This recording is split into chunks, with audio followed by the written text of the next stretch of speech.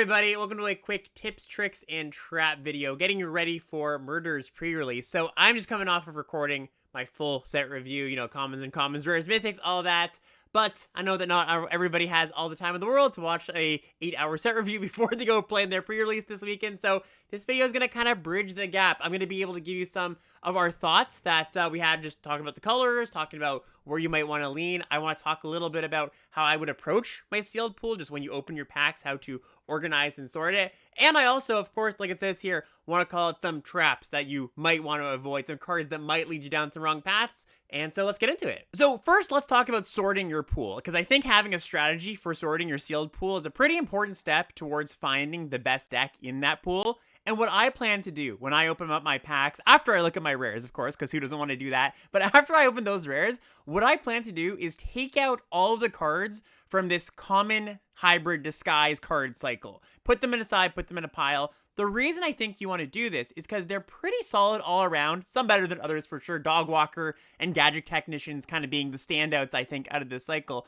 But they're all pretty good, and any given one is playable in 6 out of the 10 color pairs. So I see these not exactly as like free bingo spaces where they're always going to make your deck, but they're going to make your deck a lot of the time, and they're sort of colorless cards, like 60% colorless cards if you kind of want to look at it that way. The next thing I would do is look through your pile for this cycle of hybrid split cards, because they're just like the last cycle of cards, all very flexible, very likely to make your deck even more so than the last cycle, because if you take something like Fuss Bother, for example, there's only one deck that can't play it, and that's Golgari, black-green. Now, am I saying that Fuss is a amazing black-red card? No, but it's good to note it as an option for your deck. Maybe your black-red deck happens to have a bunch of token makers. And all 5 of these cards are good cards. If you can cast both sides of each of these cards, they're going to be some of the better cards in your deck. And the next thing to do, just take a look at your fixing. There's quite a few fixing lands in this set. I think that Escape Tunnel, probably the best of the bunch. The other ones have their uses. Scene of the Crime is like the next best one of these lands, I believe, but it being an artifact land kind of cuts both ways. Like,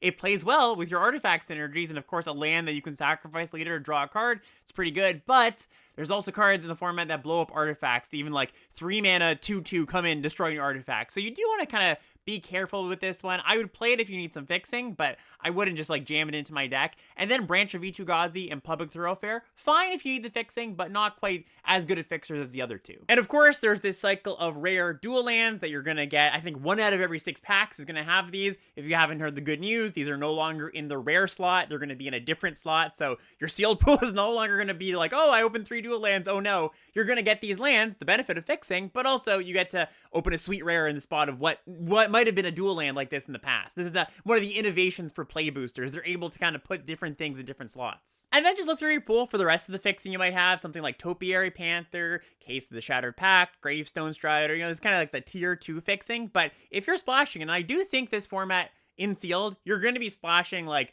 I would say above 50% of the time, because there's a lot of really good gold cards at rare. You should look for this kind of stuff to see what your pool can support, right? Because your pool's only as good as what you can cast. And sure, if you got a lot of multicolor cards or gold cards, that's great, but don't just jam them in your deck without a good mana base. So back to rares, I want to point out some rares that are better than they look and some rares that are probably a little bit worse than they look. Starting with the ones that are better than they look, Coveted Falcon looks really strange. Like, why do I want to give my opponent stuff? The thing you do with this card is you flip it up, you give them a land, and then you steal the land right back, right? So essentially, this is a 1/4 that draws you a card, and that's just pretty good on its own. But if you want to, press your luck a little bit, maybe you can give them multiple lands or give them a token that you're not using and hope they can't sacrifice it, draw multiple things off of it. There's also cards that will stay on the battlefield, but don't actually matter who's controlling them. So for example, there's Makeshift Binding in white at common, which is the white removal spell that exiles a creature. It's a white enchantment. Give that to your opponent, it doesn't matter, and you can still draw a card off the Falcon. So this is a card I would always play in my blue decks, and it's actually a draw into blue. Like, this is a strong card, and I would want to play blue because of it. Then we've got Pride of the Hallclade, and this one's really, really kind of strange, but when it comes down to it, I would play this in pretty much any blue-green deck. You're going to be able to cast this by turn 5, turn 6-ish, and while you probably don't want to activate its ability on itself, because drawing 15 cards will deck you pretty quickly, just having that as a threat of activation, making any creature that gets through a threat of drawing 3-4 cards sometimes, is a pretty good card while being just like a gigantic blocker that your opponent's never getting through with a combat trick or anything. So This one's not as good as the last card we talked about, the Falcon, but it's still a card that if you're playing blue-green, I would rarely cut it. Proseidetic Memory, here's another kind of weird one. It's got a lot of words, you're like, what's this doing? But when it comes down to it, it's just put a counter on a creature, draw a card for 2 mana, with a little bit of upside, right? You can kind of think of it like an Elvish Visionary, like a 2 mana 1/1 comes in, draw a card, or Spirited Companion as a more recent example. So this isn't like a bomb, an awesome card, but another card that I would just always play in my blue decks. And then Doppelganger here. This one might be like, you open your packs, you're seeing it for the first time, and you're like, how good is this card? What does this card even do? I would, again, always play this card in blue-green, especially in Sealed, where you do want to get to 8 mana for this, because when you get to 8 mana, you get to make 4 copies, two copies of 2 things, so 4 additional tokens.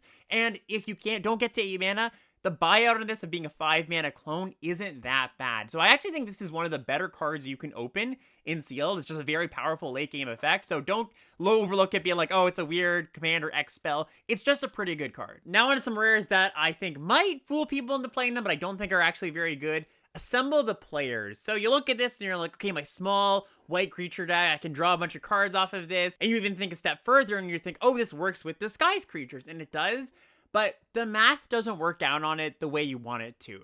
Essentially, to make this a good enough card, you have to have like 15, 16, 17 2-power creatures in your deck to make it worth it. Because once you go lower than that, you're really only drawing an additional card every like 3 or 4 turns, something like that, because you've got a lot of lands in your deck, you've got spells, you've got bigger creatures, so you might overestimate how often this is actually going to do anything.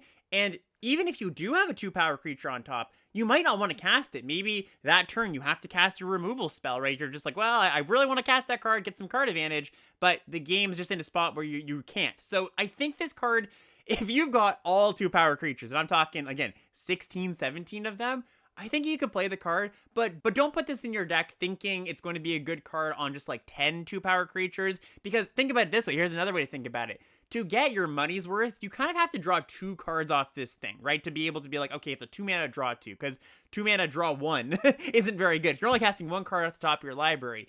And so you've got to hit 2 things, and it's not like you can keep chaining them either, right? Like some effects like this, Future Sight is the example that, people always refer to, where you have these cards that can play things at the top of your library, and sometimes you can just keep going and going and going. You're like, okay, I play that. That doesn't work with this card because it's only once per turn. So just a little bit worse of a card, or I'd even say a lot worse of a card than it looks. And then we've got Assassin's Trophy, and this isn't a terrible card, but it's also not a premium removal spell. And if you've got other removal, I would probably play it over Assassin's Trophy. I think in general, people underestimate how bad it is to give your opponent a land. And in Sealed, I'm a little more okay with this card because you do want interaction a little more often, and usually you're not priced into casting this on like a 2-drop or a 3-drop or something. You can kind of save it to the late game where the land doesn't matter as much. But if you're used to this card in Constructed, you might overvalue it a little bit because, once again, just any removal spell that gives your opponent a resource is just worse than it might seem. So I would play this card if I just didn't have any other interaction,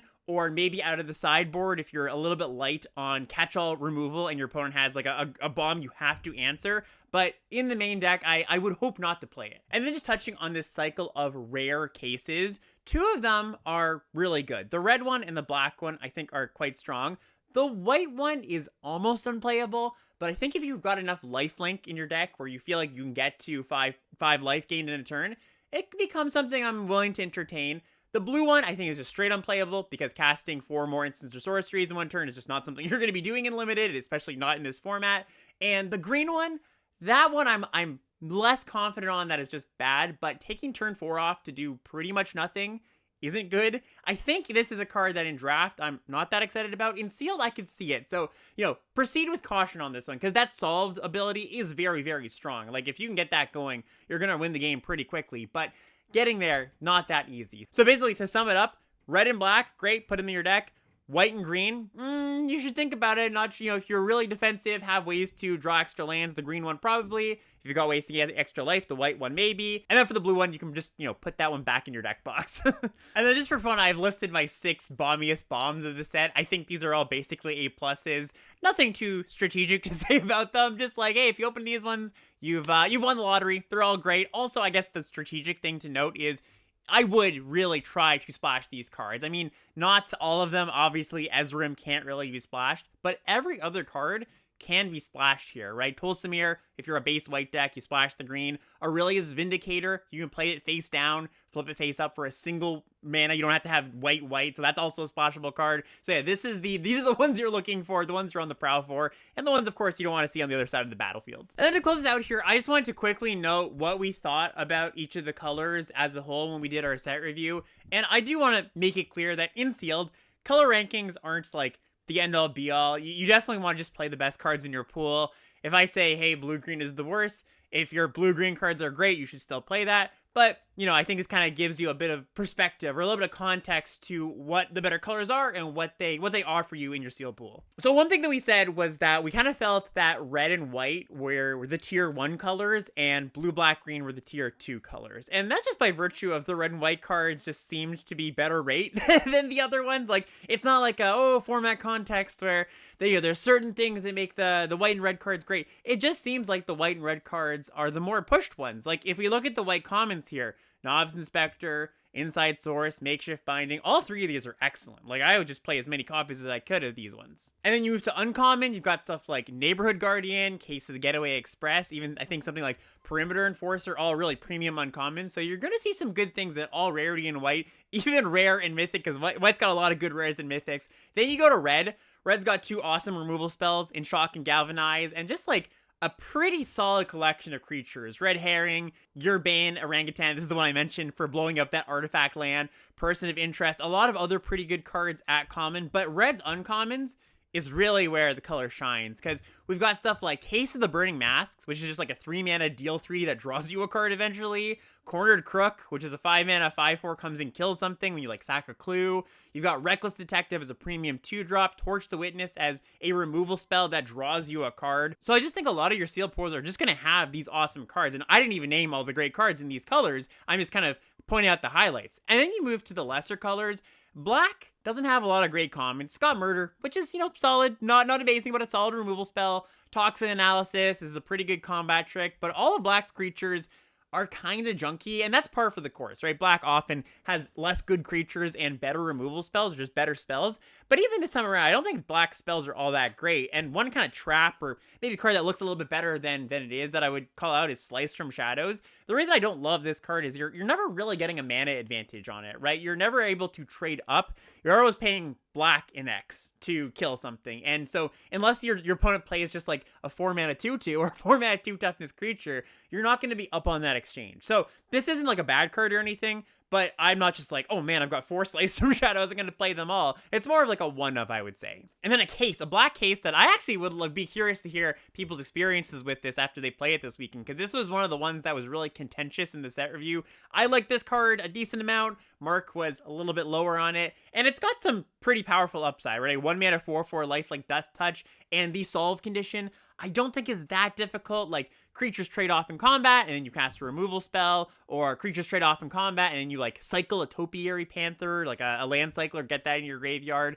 But we'll see. This is one that I have my eye on. I would, here's my stamp of approval. I would say play this card, put it in your deck in Sealed, and let me know. Come back and let me know if you were pleasantly surprised, or you go, Alex, why'd you tell me to play that terrible card? I'm never trusting you again. One I am confident that is great, though, and you should look for this is like a bomb uncommon. Coerce to Kill, just a mind control that takes your opponent's creature, leaves you with, probably something smaller than what you took, but gives it Death Touch to make up for the fact. Amazing card, another card that I'd be pretty happy to splash. Then moving to blue. Blue has a lot of like pretty solid things, but nothing really that stands out at common or uncommon. Here's a few commons that are pretty darn good. Cold Case Cracker, Dramatic Accusation, Out Cold, just to list a few. I think from blue, you're not getting like a ton of just bangers at the common and uncommon level, but most of blue's cards I'm pretty happy with. I'm not like, oh man, there's a bunch of junk here. It's more just like, hey, that's not bad. That's not bad, but nothing that I would write home about. And then we get to green. Green's got a selection of pretty good commons. One that I'd point out that might not look like a lot, but I do like quite a bit is Rebel Belt Maverick, 1 mana, 1/1, comes in Surveils 2. That fuels your evidence, and you can exile it eventually to put a counter on something, or maybe you mill this or discard it. And so just like one of the better 1-drops in this set. The 1-drops in this set actually aren't very good compared to the 1-drops we see a lot of times in sets, but this one is one of the better ones. And then lastly here, Hedge Whisperer, a card that I want to call out as a weird looking card, but a card I do think is good. Single green mana for an 0/3, so it blocks the disguise creatures, blocks the 2-drops, and then collect evidence for, you turn a land into a 5/5. So it's just a pretty solid, good early, good late kind of card. Another kind of weirdo I wanted to point out, unless you were unsure how good this card was, but I would always play this card if I was green. And that's going to do it. One last thing I will leave you with is I am going to put my 17lands.com tier list in the description. So if you are just looking for a quick lookup of like, hey, here's this card, I'm not sure how good it is, what does Alex and Mark think in the set review, you can go check that out. And yeah, thanks for watching. Good luck in your pre-releases, everybody. See you later.